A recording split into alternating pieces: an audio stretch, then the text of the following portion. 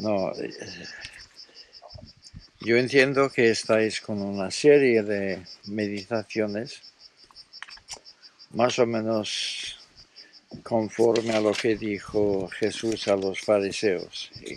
Escudriñáis las escrituras porque pensáis que en ellas tenéis vida. Pero estas son las que hablan de mí. Y el tema general de esta serie es Cristo en todas las escrituras, ¿no? Sí, ahora en el Antiguo Testamento. Sí. Y concretamente en Isaías. Intentar hacer este tema en Isaías es muy complejo porque Isaías es por excelencia el libro que nos revela a Cristo casi en todas sus páginas. ¿Cuántos capítulos hay en Isaías? 66. ¿Cuántos libros hay en la Biblia? 66. Casualidad, ¿no? Porque la división de capítulos no es una cosa inspirada, pero ¿cuántos libros hay en el Antiguo Testamento? 39 y 27. Y algunos comentaristas dividan Isaías en dos partes. La primera parte consiste en 39 capítulos y la segunda en 27. Anda, no sabía. Yo, sin embargo, prefiero la división de un tal Motier. No suena, ¿verdad? A Isaac sí, porque él es un coco. Pero opino que con mucho el mejor comentario sobre Isaías fue escrito por él. Él ahora está con el Señor. Su nombre se escribe Motier. Se pronuncia Matías.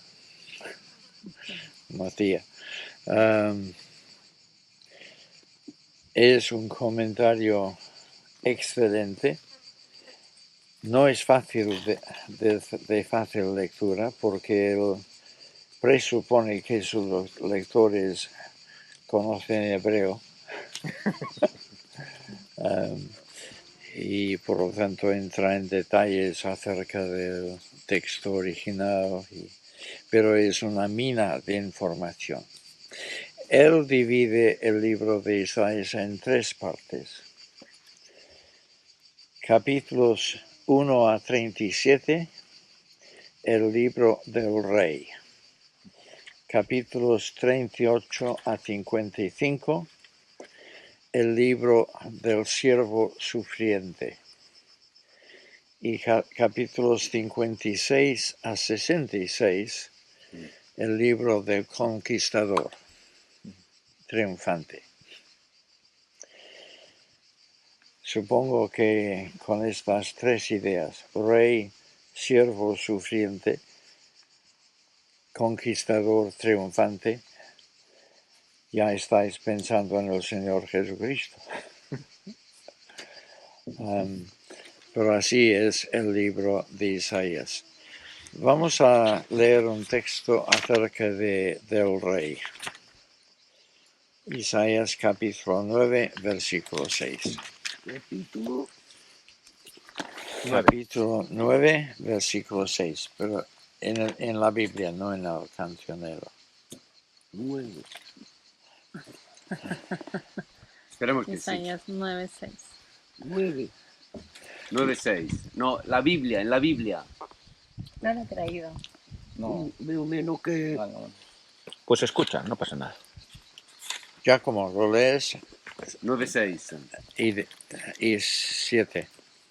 Porque un niño nos ha nacido, hijo nos ha sido dado, y el principado sobre su hombro. Se llamará su nombre Admirable Consejero, Dios fuerte, Padre eterno, Príncipe de paz. Lo dilatado de su imperio y la paz no tendrán límite sobre el trono de David y sobre su reino, pues será dispuesto y confirmado en juicio e en justicia desde ahora y para siempre. El celo del Señor de los ejércitos hará esto. Gracias. Un niño no es nacido y el niño en cuestión es Jesús. Nació por nosotros y para nosotros. Un niño no se es nacido. Pero un niño que nace, aunque es un indefenso bebé, en realidad es Dios eterno. Y Él va a reinar sobre el trono de David. Él es el gran hijo de David y reinará para siempre, desde ahora y para siempre. Este es un ejemplo del libro del rey, la primera parte de Isaías. Y ahora saltamos a la última sección, la tercera, y leemos en el capítulo 63, versículos 1 a 6. Marga, ¿quieres leer? 1 a 6. Sí. ¿Quién es este? ¿Esto? ¿Quién es este que viene de Edom, de Bosra, con vestidos rojos? Este hermoso en su vestido, que marcha en la grandeza de su poder. Yo, el que hablo en justicia, grande para salvar. ¿Por qué es rojo tu vestido y tus ropas como del que ha pisado el lagar? He pisado yo solo el lagar, y de los pueblos nadie había conmigo. Los pisé con mi ira y los hollé con mi furor. Y su sangre salpicó mis vestidos y manché todas mis ropas. Porque el día de la venganza está en mi corazón y el año de mis redimidos ha llegado. Miré y no había quien ayudara. Y me maravillé que no hubiera quien sustentase. Y me salvó mi brazo y me sostuvo mi ira. Y con mi ira hollé los pueblos y los embragué en mi furor y derramé en tierra su sangre. Esta es una visión del Señor Jesús en su segunda venida en juicio y victoria final. Hemos saltado desde la visión del niño indefenso que nace en Belén hasta el Señor que vuelve en su segunda venida. Pero hemos saltado de la primera parte del libro a la tercera parte porque yo quiero centrar vuestra atención en la parte intermedia, la segunda parte, el libro del siervo sufriente. Pero antes de dejar la tercera parte, miremos también el capítulo 61, versículos 1 a 3.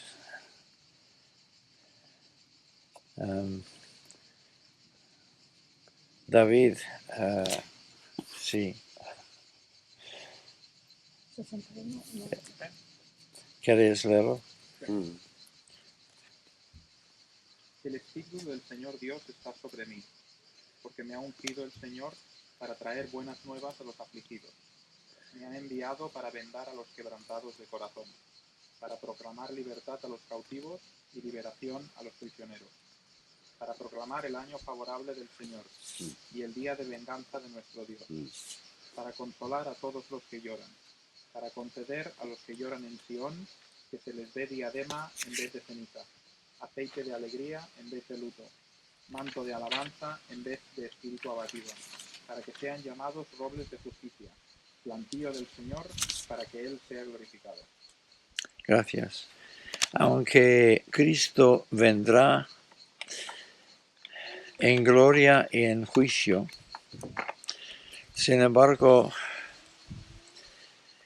el deseo del conquistador es conquistar corazones a través de este ministerio actual de proclamación del Evangelio, de liberación del pecado,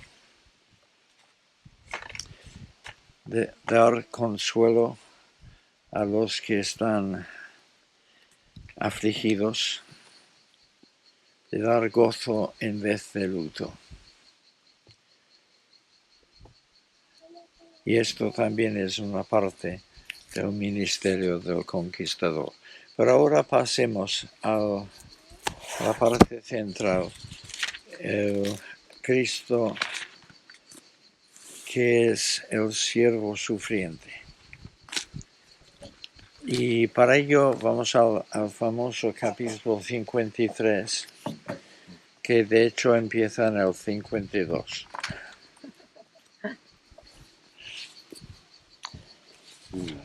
Este es lo que los expertos llaman el cuarto cántico del siervo, porque dentro de esta segunda parte de Isaías hay 5 poesías que se centran en la persona del siervo. Vamos a leerlo y vais a tomar nota de que este poema tiene 5 estrofas y cada estrofa se compone exactamente de 3 versículos. Por una vez, el sacerdote que dividió los versículos acertó.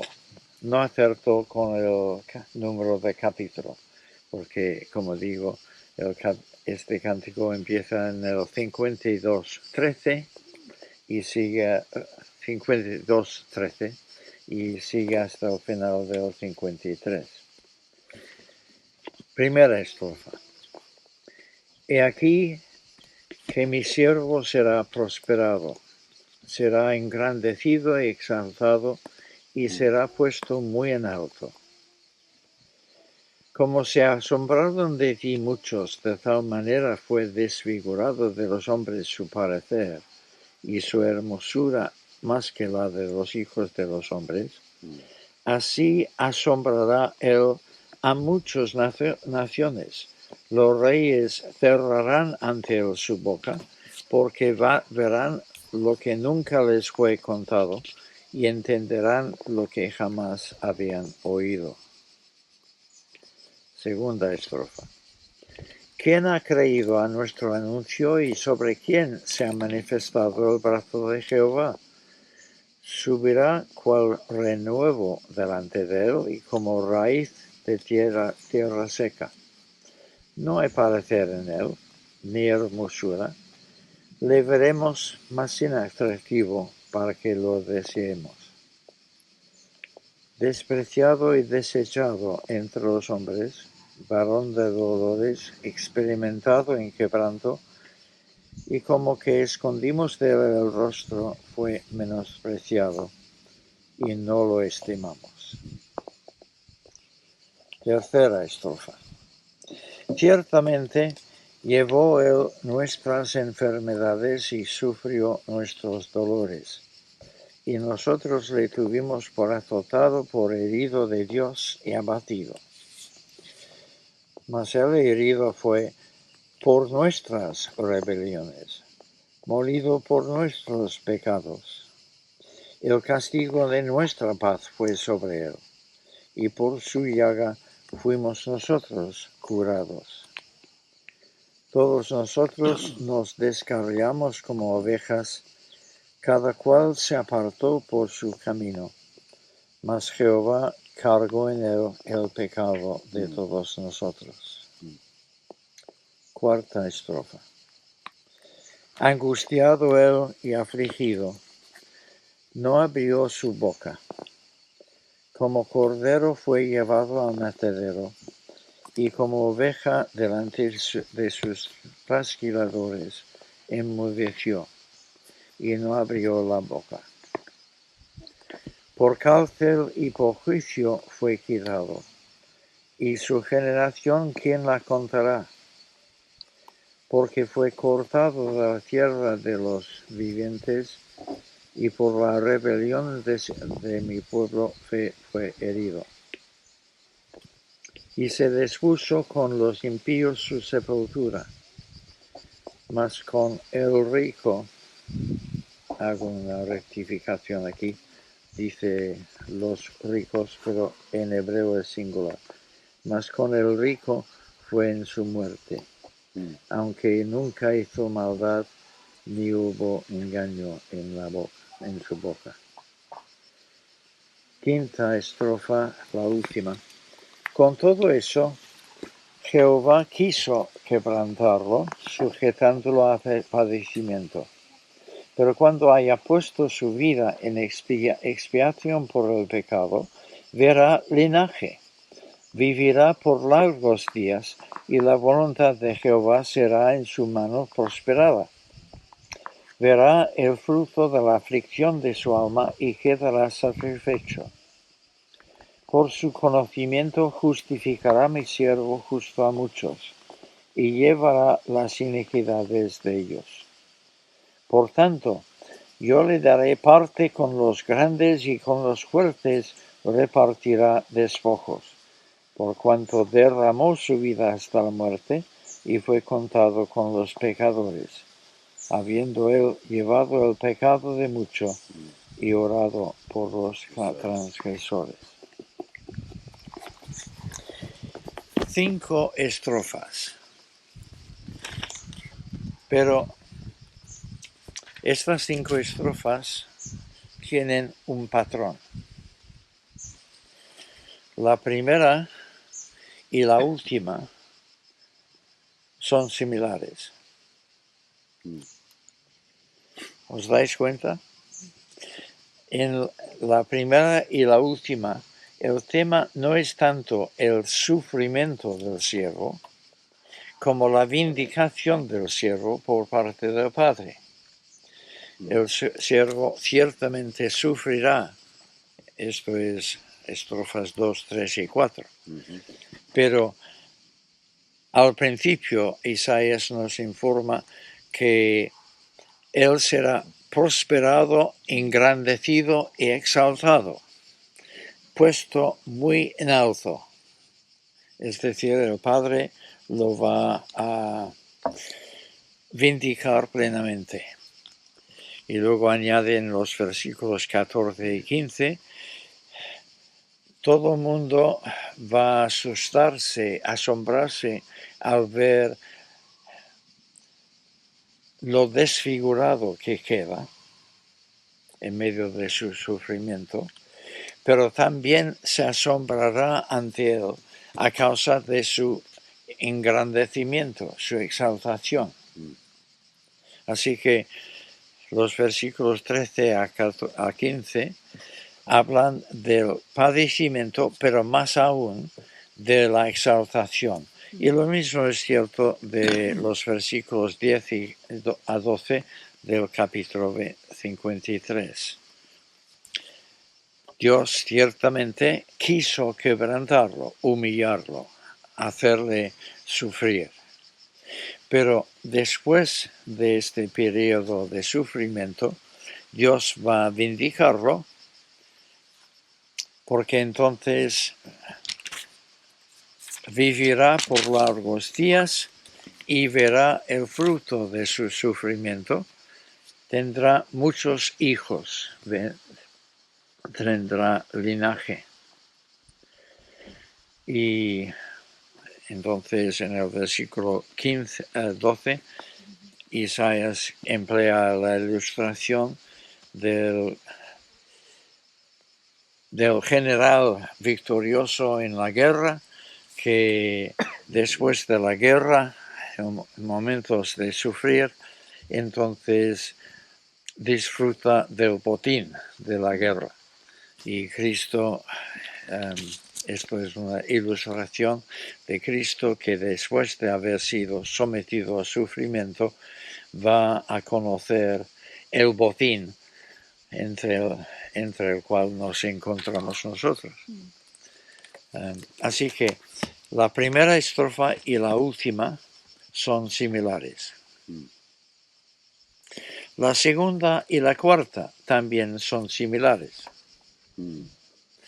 Son similares por cuanto describen la historia del siervo.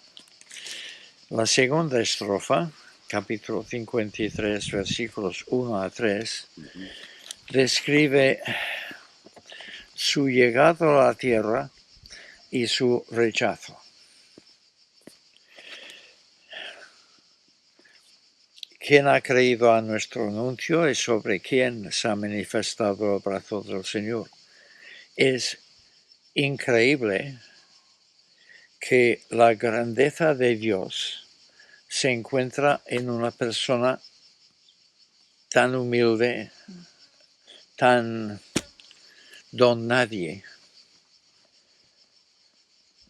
Subirá cual renuevo delante de él. Él va a brotar del tronco de Isaí un rebrote como raíz de tierra seca. Si vas por un descampado y ves una planta que está creciendo allí, no tomas gran nota de esta planta. No es un gran árbol robusto, sino una pequeña planta.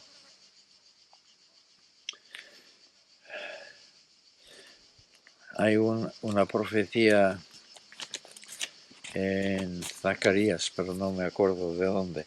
A lo mejor Marga sabe, porque ella es una fuente de conocimiento bíblico. Ella es la que me sirve de chuleta. A una profecía que dice que él crecerá en su lugar. Es decir, no va a aparecer en el cielo de repente, no vendrá como rey nacido en un palacio, será un don nadie que crezca allí donde nace. Y Isaías está diciendo lo mismo. Pero como consecuencia, los hombres no veían nada especial en él. Un mero carpintero del pueblo despreciado de Nazaret. ¿Acaso puede algo bueno proceder de Nazaret? No vemos en él parecer, no tiene ningún estatus, no es especialmente atractivo físicamente. Le vemos pero sin atractivo para que lo deseemos.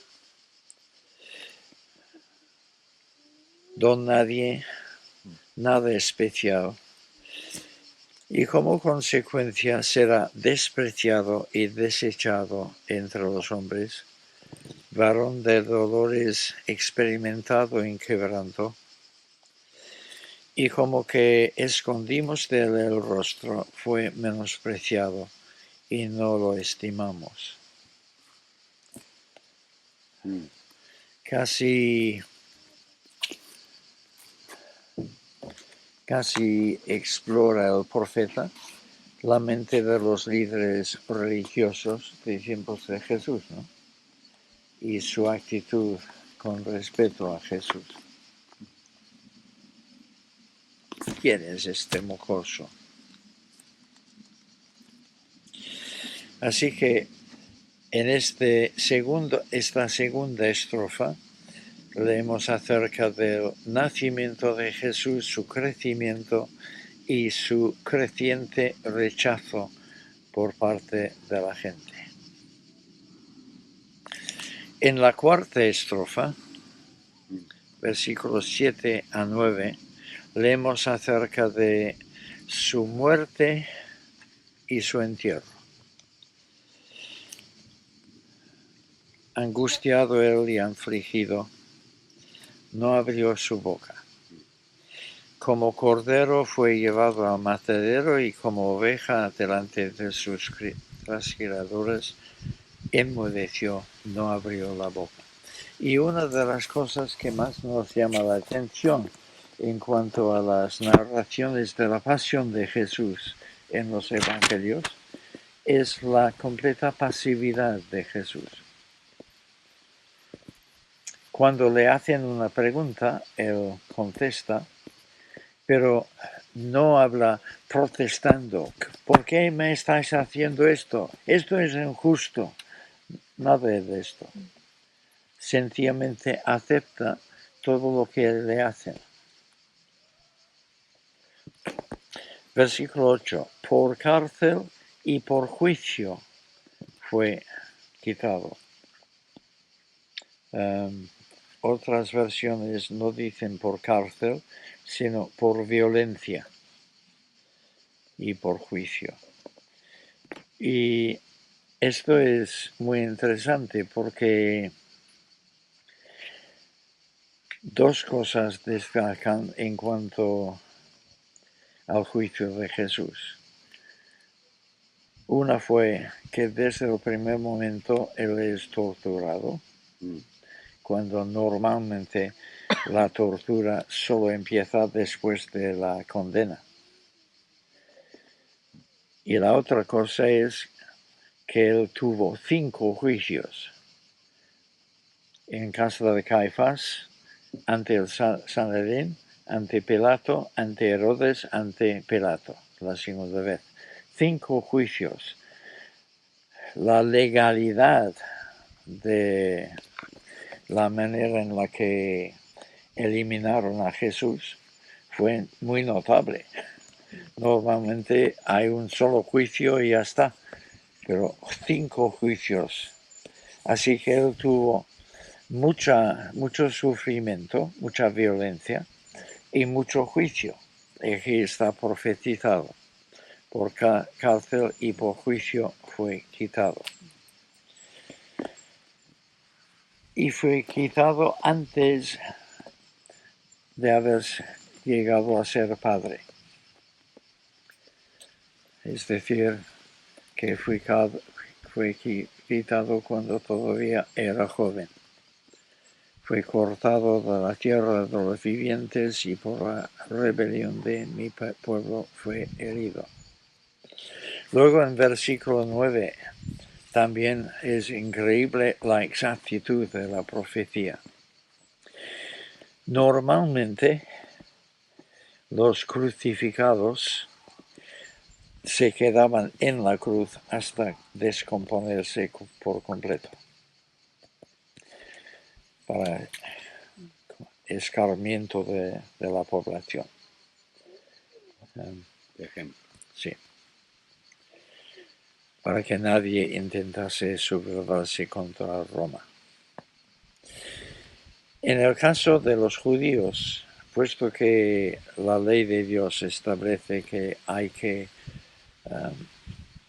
quitar y enterrar al difunto antes del atardecer, los romanos habían cedido a los judíos este permiso para bajar el cadáver, pero normalmente el cadáver de un crucificado fue echado a la fosa común. Si Jesús hubiese sido enterrado en la fosa común, la mitad de la evidencia de su resurrección habría desaparecido, porque tenemos 2 evidencias principales de su resurrección. Uno es la tumba vacía y la otra es su aparición durante 40 días y diferentes personas.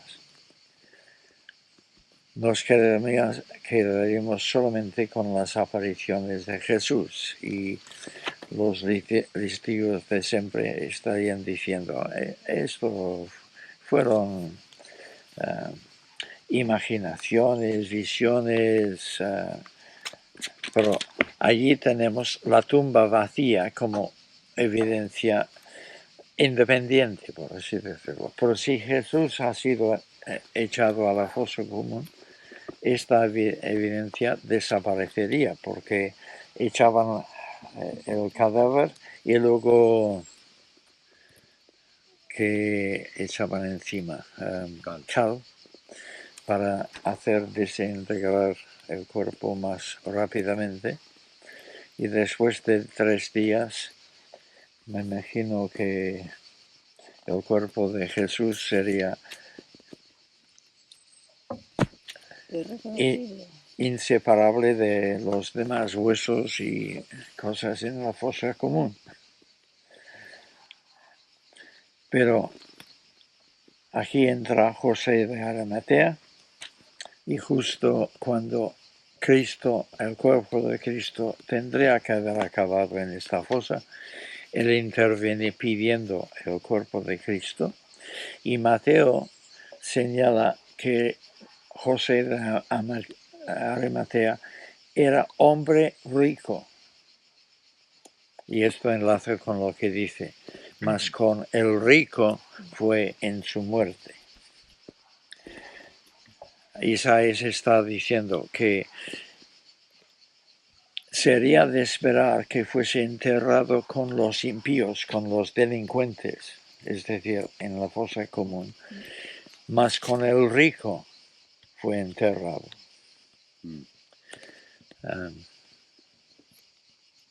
Y eso es exactamente lo que le pasó. ¿Estáis conmigo todavía? Sí. Primera y última estrofas, la glorificación después del sufrimiento. Segunda y cuarta estrofas, la historia de Jesús. Nacimiento, crecimiento y el rechazo, sufrimiento, muerte y entierro. Y en medio, la tercera estrofa, la razón por la que todo este programa era necesario. Esencialmente porque Jesús murió para expiar nuestros pecados. Y el énfasis en esta tercera estrofa recae sobre la palabra nuestros. Un chiasmo, vaya. Para cambiar. Ah, lo has captado. Esto lo guardaba hasta el final y ahora me lo has estropeado. Pero ya lo habías dicho, ¿no? Sí, tiene forma de quiasmo. ¿Todos sabéis lo que es un quiasmo? No. Montse, tú no sabes, ¿no? ¿Cómo? Un quiasmo. Ay, no sé. No. Complicado. Sí. Un quiasmo es una estructura literaria en el cual la primera idea o frase se corresponde a la última idea o frase, la segunda a la penúltima, la tercera a la antepenúltima, hasta llegar al centro. Y en el centro, en los quiasmos bíblicos, está la clave. El centro es lo más importante, y aquí está. Ciertamente llevó él nuestras enfermedades y sufrió nuestros dolores. Nosotros le tuvimos por una persona tan mala que había tenido que ser castigado por Dios, ¿no? Confió en Dios, o es lo que él dice, pero si realmente confiara en Dios no estaría sufriendo así. Baja de la cruz y entonces creeremos en ti.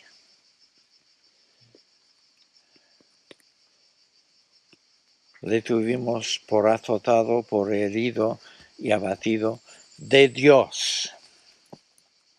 Dios estaba enfadado con él. Y efectivamente, es así. Pero no porque él fuese malo.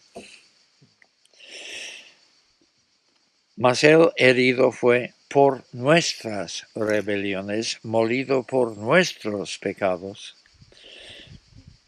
El castigo que era necesario para que pudiésemos tener paz, nosotros, fue sobre él. Y por su llaga fuimos nosotros curados. La única manera de conseguir nuestra paz con Dios fue que Él llevase el castigo por las cosas que hemos hecho y que somos, que nos separan de Dios. Todos nosotros nos descarriamos como ovejas. Cada cual se apartó por su camino. Pero Jehová cargó en él. Y aquí Isaías emplea el verbo equivalente en hebreo al verbo empleado en griego en nuestras Biblias por Juan el Bautista. Él llevó nuestro pecado. Es un verbo que significa cargar principalmente sobre los hombros y llevar fuera. Tiene todo este matiz. Jehová colocó sobre sus hombros el pecado de todos nosotros. Así que aquí tenemos seguramente el texto del Antiguo Testamento que mejor describe lo que ocurrió en la vida de Jesús y explícitamente en el Calvario y en el sepulcro después. Pero además de describir los hechos proféticamente, nos adentra en la explicación de la razón por estos hechos. Y una última consideración. Nació un niño. Sufre terriblemente este niño y va a volver victorioso. Y esta triple división de Isaías es también una triple división de nuestras vidas. Nacemos inocentes, ¿no? Más o menos, ¿no? Relativamente.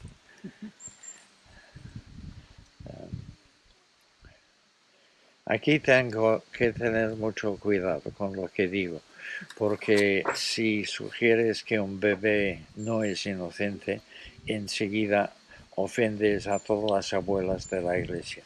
Así que, Flora, cierra los oídos. No, mi hijo ya sé que lo va a decir. Enfermado.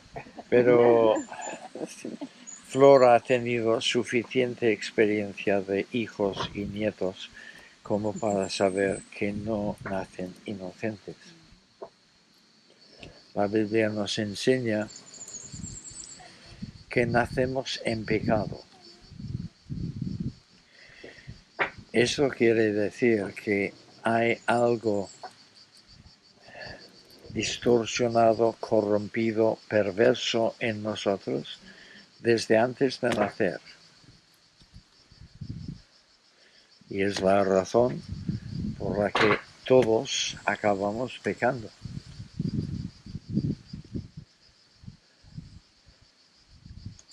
Esta distorsión ya está allí. Niños, pero relativamente inocentes en comparación con lo que llegamos a ser.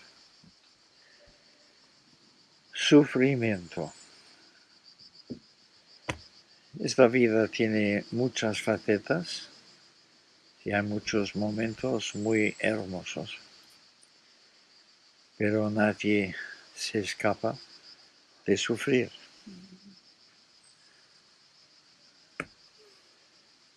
Pero hay victoria al final. El plan de Dios no es que estemos sufriendo para siempre. El plan de Dios es que compartamos la victoria del victorioso conquistador al final. Así que esto tiene mucho que ver con nosotros también.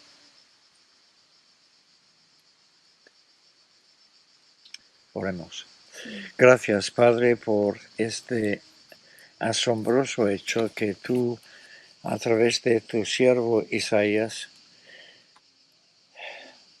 revelaste 600 o 700 años antes del nacimiento de Jesús, cómo iba a ser su vida, cómo iba a ser su rechazo, cómo iba a ser su muerte y su entierro,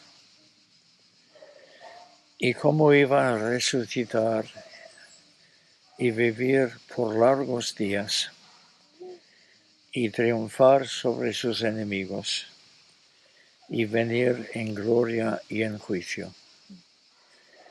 Y gracias porque todo esto está ya presente en el libro de Isaías como testimonio increíble a la verdad del Evangelio que se basa en la vida y muerte de Jesús.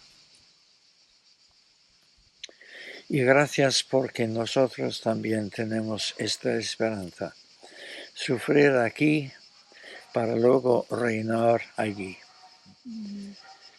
Y gracias porque el Señor Jesús nos llama a seguir sus pisadas y repetir en nuestra experiencia este mismo patrón que vemos en Él. Gracias por ello y por la gloriosa promesa que tenemos de un día compartir en su victoria, en su triunfo y en su botín. Gracias en su nombre. Amén. Amén.